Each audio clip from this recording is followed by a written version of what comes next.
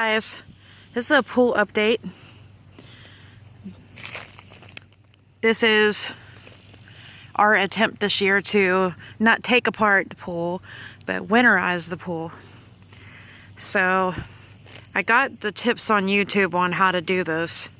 I was watching a professional video that said what you're supposed to do is put something in the center and tie it off, which you can tell where the strings are, where we tied it, and then attach the pool cover, which we did with the ties that came with the pool cover. Is a plastic wrap pool cover seal, and as you can tell, the water is frozen inside. The reason I have water in here is because they said that you want to fill the pool cover up a little bit with water around the thing in the center to help prevent wind and whatnot from getting up underneath the cover and blowing up underneath of the cover, and stuff like that.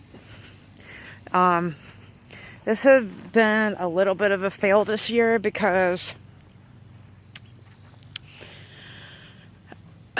we got it all set up, but then I don't know what happened. Either the wind blew really hard one morning, or somebody came in our yard and took it off. That took the plastic wrap came off of it, and so we had to come back out here and do the best we could to reattach the plastic on it. But as you can see, everything is holding up pretty well. The water in here is still not frozen inside the pool. We drained the water down below all the fittings for the pump. So it's the water is going just below those holes right here. I can actually, I think, stick my finger in there. Maybe, yeah, I could actually touch the water, put my finger down in there and feel it. But yeah, it's just below that. And the reason why we do it that way is because you don't want the weight of the water from it freezing and whatnot to stretch the liner even further. Like, water expands as it freezes. So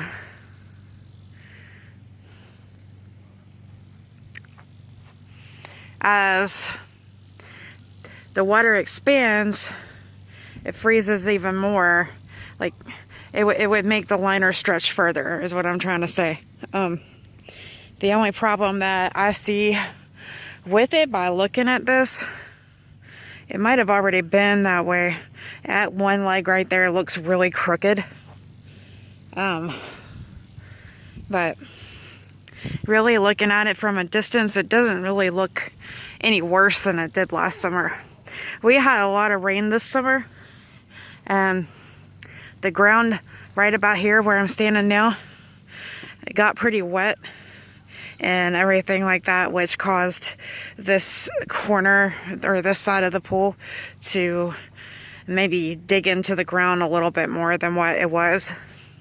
But anyway, I just thought that I would post an update and try and show you what we did, what it looks like, and everything like that, so that if you're in a similar situation and you just don't want to take your pool apart,